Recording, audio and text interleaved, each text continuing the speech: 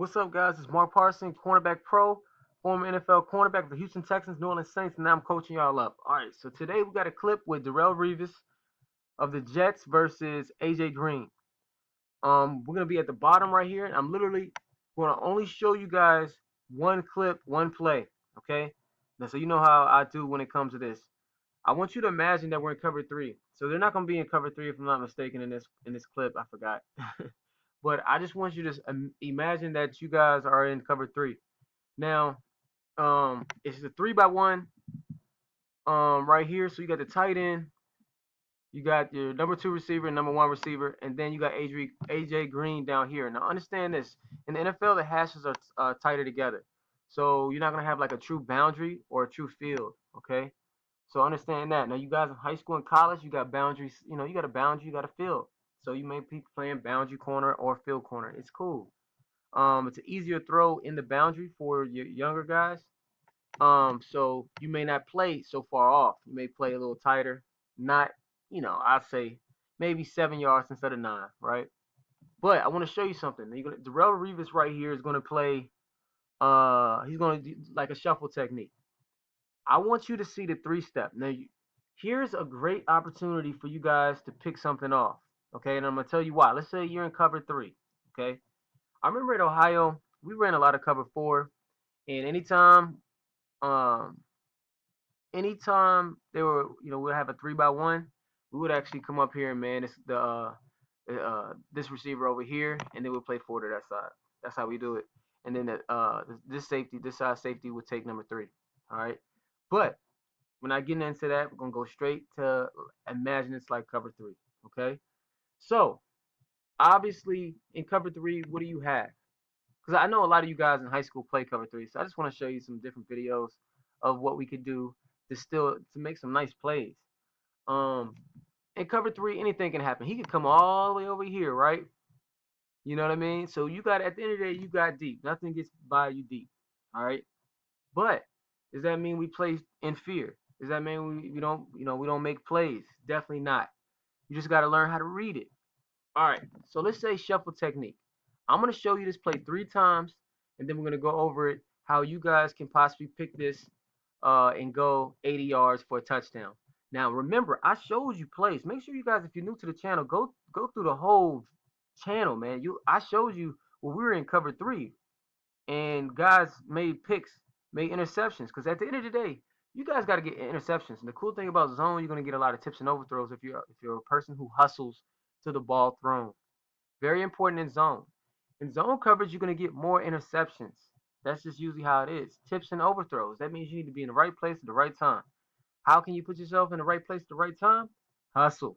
So the ball's thrown over here, you need to be in a full out sprint because you never know. It could be tipped up by 3 people and you are there to make the play. So let's watch it 3 times. Watch the quarterback on this first one. Shotgun. Gotta bring him down. Gotta bring him down. All right. Now let's watch Darrelle right here. Shuffle, shuffle. Cool, cool. All right, he stepped out of bounds. All good. Now let's watch AJ Green's route. Look where his alignment is. Speed out. All right. So the first thing is first, make sure you guys, again, if you guys are playing in the boundary, make sure you're not too far back. Because remember, it's an easier throw for the quarterback. It's not too far away from him. Understand where your threats are. If we had a tight end right here, so if we didn't have just one receiver over here, we had a tight end. You know what? You may not be biting on a 3-step too hard. You read it, you can see it, but you may be a little late on it. Just to give you a heads up. Okay. Now, since it's no receiver, there's no second threat over here. The threat's over here. We can, you know what? We can dial in and read that 3-step. Out of the quick game, out of the shotgun. Now I showed you guys how to read the quick game 3-step out of shotgun. Okay? So first I'll be about 7 yards. You can beat, especially if you're using shuffle technique. Now he's backpedaling. We're using shuffle technique. It depends on what your coach says. That's up to your coach.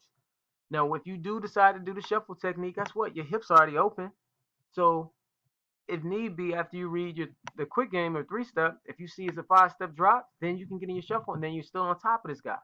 And then if he gets in your blind spot, you can head whip if he's going deep. Then you squeeze him, then make a play on the ball, become the receiver, high point the ball, right? But right here, this is quick game, so we're gonna read it. So be about 7 yards. You can say we're gonna be in shuffle technique. And the thing about shuffle technique, fellas, you always gonna take 2 steps no matter what. So what is when we're eyes at the very beginning, because in zone for the most part, you can have your eyes actually inside a lot, a lot more. In man coverage, after you read that drop of the quarterback, your eyes snap back to the receiver. Okay, so and then in zone coverage, if it is a 5-step drop, we know it's gonna usually be an intermediate to deep route, right? So you can keep some cushion. It means you don't have to be as aggressive. Right here will be about 7 yards. We by ourselves over here. That's a tackle right there. So quick game. We talked about it. What is the quick game out of shotgun?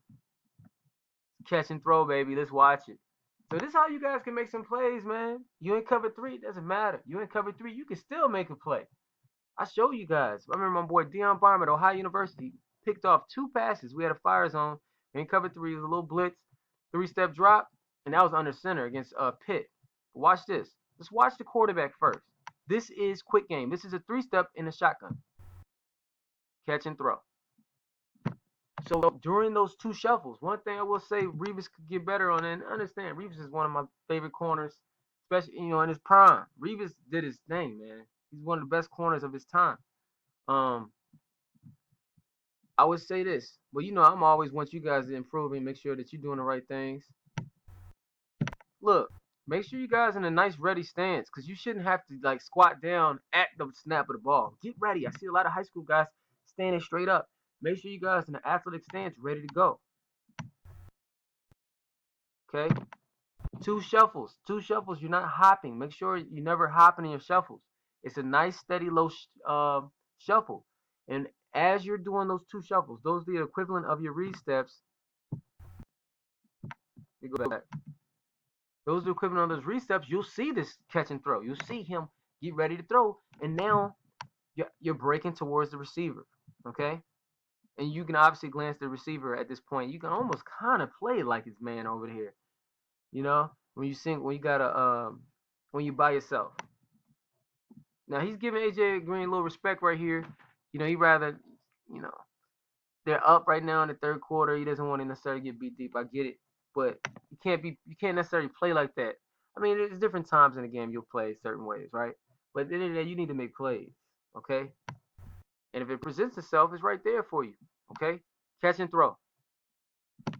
What does catch and throw mean? It means like 3 steps. So what does 3-step mean? Short routes. You got outs, 5-yard outs, slants, hitches, stuff like that. Anything, a 5-step drop is when he catches the ball and he's going to take 3 steps back with it. I showed you guys that before. Okay? So let me show you a couple more times. So when we do our 2 shuffles, we'll see it, we break on it, and then we make that play. You got to make sure we're in an athletic stance. Make sure you're about 7 yards. I will say this. If we were about 7 yards off instead of 10, we obviously would be in a closer proximity, right? So about 7 yards. Be about 7 yards off. Not too far off. Because you'll never make a play. Okay? You'll never make a play. So about 7 to 9 yards. You guys in the boundary, 7 yards.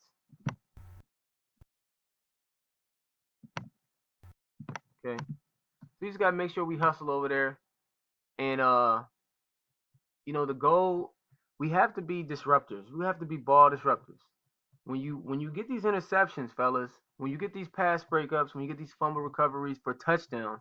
Oh, by the way, if you're a DB and you just falling on balls, like you just falling on the fumble or whatever, bro, that's not what we do. Let the linemen do that, man. The guys who are not like great athletes do that. We scoop and score. All right, you scoop the ball up, and have I showed you that? I don't know if I show. I'm gonna do a video on scoop and score. And you'd be surprised. I remember watching Ohio State play Louisiana. Was it Louisiana Lafayette? It was somebody back in 2009 or 10, and it was a bowl game down in New Orleans. And they could have won the game if the dude they blocked the punt and the dude just fell on the ball. I'm like, bro, nobody was near you. You got to scoop and score, and they lost that game against Ohio State because they didn't scoop and score. It was wild. But us DBs, we're athletic, man. We're the most athletic guys on that field. Scoop and score, make a play, score a touchdown. We got to do that. I'm telling you, man, it's going to help you guys out. It's going to increase your stock. Um, and when I say that, I had somebody email me like, Coach, what does that mean? Increase your stock. This is something y'all need to learn. What is a stock of a business, right? I'm gonna keep it super simple. Yo, a stock of a company, you know, I want you guys to learn is when a company goes public and they basically split it up in shares, the value of the company, and it fluctuates. So something that you can increase stock. Let's talk about Nike. So Nike stands on Colin Kaepernick, increase their sales, which increase their value, which increase their what stock price. All right. So that means the people who have purchased and bought the stocks, their value, the value of the stocks have went up. So they have profited off of that increase. So what is your stock price? What can you do to improve your stock price? Right? And this is metaphorically speaking. I'm obviously you're not a business. Well, you should see yourself as a business.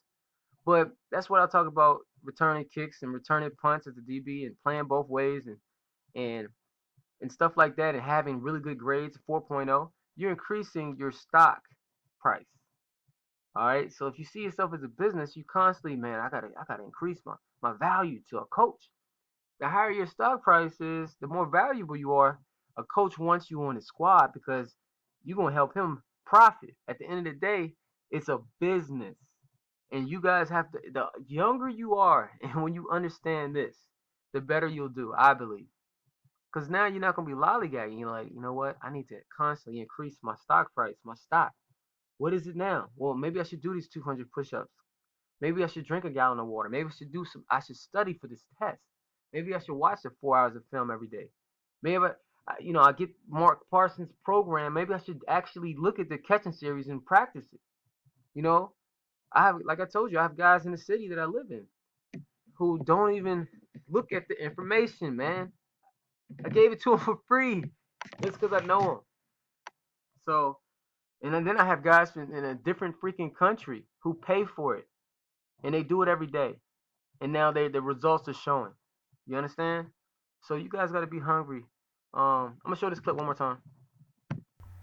Watch your catch and throw. Oh, I'm breaking right there. As soon as you see it, you breaking, you coming downhill towards the upfield shoulder, just in case if it is double move, he's gonna basically run into you. I would play it like kind of like man down there. I'll play it kind of like man, because again, it's 3-by-1. You by yourself. Now, if you have a threat over here, if you have a tight end or passing threat 2 or 3, you obviously gonna have to midpoint that. You got to stay on top of everything. You got to read 2 to 1. So if 2 goes deep, you got to be on top of that, right? Even if he runs a hitch, so you're not gonna read that 3 step because if you break him right here and he's going this way, that's touchdown. All right. So just understand that it depends. But I want you to see. I want to show you guys how you can make a play in cover 3, playing that deep third, but it's 3-by-1. Learn personnels. What personnel is this? Remember we talked about that in one of the videos? How many running backs and how many tight ends do we have? So coach was, hey, we got 11 personnel. What does 11 personnel mean to you? What does 12 personnel mean to you? What does 21 personnel means to you? Okay? Y'all need to know that stuff, man. Football IQ. Simple. That's simple stuff. I remember I couldn't believe it when I was coaching high school. When I was helping them. I'm like, you play a receiver and you don't know the personnel? What in the world? All right. Make sure you guys email me at cornerbackpro@gmail.com. Ask me for the one-on-one mastery program, mind and body series, catching series, kick and punt return from BJ Hill. And you know what? I'm about to make something else. I'm gonna make something else for you guys. I'm working on it, man. So just keep getting better. Keep doing what you're supposed to do. Keep seeking knowledge. All right. Master your craft. Be a master of what you do. Take this serious. Have fun. And be the best that ever lived. That is the goal. There's nothing else. You must be the best that ever lived. Have that passion. Look at yourself in the mirror tonight before you go to bed or when you wake up and you look yourself in the mirror. You say, I am the best that ever lived. And I'm going to prove it today. Take that attitude with you every day and watch what happens. Peace.